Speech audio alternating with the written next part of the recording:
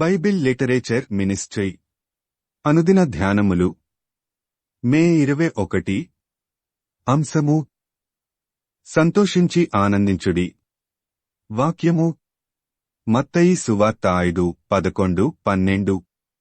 నా నిమిత్తము జనులు మిమ్మును నిందించి హింసించి మీమీద అబద్ధముగా చెడ్డమాటలెల్ల పలుకునప్పుడు మీరు ధన్యులు. సంతోషించి ఆనందించుడి. ప్రభువునందు ప్రియులారా, నేటి వాక్యమును ధ్యానించుకుందాము. సంతోషమే సగము బలము అంటారు. సంతోషంగా ఉండాలని అందరూ కోరుకుంటారు. కుటుంబ సభ్యులతో, బంధువులతో, స్నేహితులతో సంతోషంగా ఉండాలని కోరుకుంటారే తప్ప రోజూ గొడవపడాలని కోరుకోరు. అయితే సంతోషం మాత్రం దొరకదు. అందుకు కారణం ఏంటంటే ఎవరూ తగ్గించుకొని ఉండరు. సంతోషం కోరుకుంటే సరిపోదు, అందుకు తగ్గ పరిస్థితులు కల్పించాల్సిన బాధ్యత సంతోషం కోరుకున్న వాళ్ల మీద ఉంటుంది. ఇదంతా వ్యక్తిగతమైనది. ఈ విషయంలో దేవునికి ఏమాత్రం బాధ్యత ఉండదు. ఎందుకంటే మనుష్యులు సంతోషంగా ఉండటం కోసం దేవుడు కొన్ని కట్టడలు, విధులు పెట్టాడు. వాటిని అనుసరించాలా వద్దా అనే స్వేచ్ఛ మనుష్యులకు ఇచ్చాడు. దేవుడు చెప్పిన విధంగా దేవుని మాట విని మనల్ని మనం తగ్గించుకుని జీవిస్తే మనవంతు బాధ్యత మనం నెరవేర్చిన వాళ్లమవుతాము. అయితే మన వ్యక్తిగతమైన సంతోషము కేవలం మనకి సంబంధించిన వారి వరకే పరిమితమై ఉంటుంది. అయితే దేవుని విషయంలో మనం సంతోషంగా ఉండాలంటే అది కుటుంబము వరకే కాకుండా ప్రతి ఒక్కరికి చెంది ఉంటుంది. మన కుటుంబపరంగా వచ్చే సమస్యలను కొంతవరకు ఓర్చుకోవచ్చు, మన కుటుంబం అని సర్ది చెప్పుకోవచ్చు. అలాగే బంధువులు, స్నేహితులు విషయంలో కూడా. అయితే మనకు సంబంధం లేనివారు మనల్ని నిందిస్తే, దూషిస్తే ఓర్చుకోవాలంటే చాలా కష్టంగా ఉంటుంది.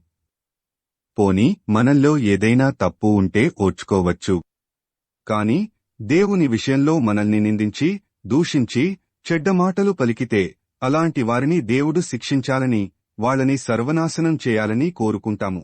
మనల్ని నిందించిన వాళ్ళని మనం ఏమీ అనకపోవచ్చు, కాని వారికి ఏదో ఒక కీడు జరగాలని, దేవుడు వారికి ఎలాంటి శిక్ష విధిస్తాడో చూడాలని ఆశపడతాము.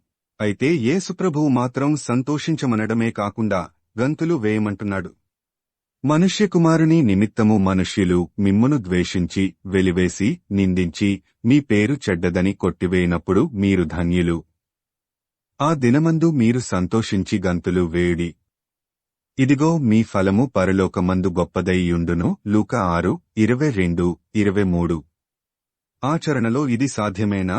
మనల్ని ఎవరైనా అనుచితంగా దూషించినప్పుడు మనసులో బాధపడుతూ మౌనంగా వెళ్లిపోగలమేమో కాని సంతోషించటం, గంతులు వేయడం చేయగలమా?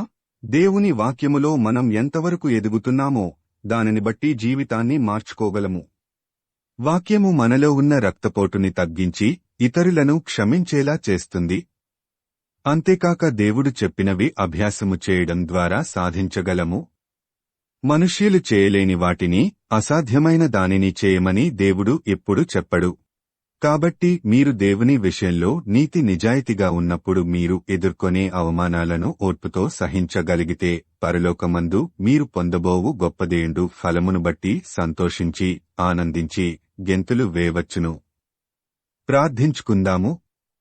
ప్రభువా, మేము ఈ భూమి మీద జీవించినంతకాలము యేసు నామమును బట్టి మేము ఎదుర్కొనే అవమానాలను సంతోషంగా, ఆనందంగా అనుభవించే శక్తిని దయచేయమని యేసయ్య నామమున అడుగుతున్నాము తండ్రి. ఆమేన్. ప్రభువునందు ప్రియులారా, మార్కు సువార్త 16:15 మీరు సర్వలోకమునకు వెళ్లి సర్వసృష్టికి సువార్త ప్రకటించుడి అని యేసు ప్రభువు చెప్పాడు.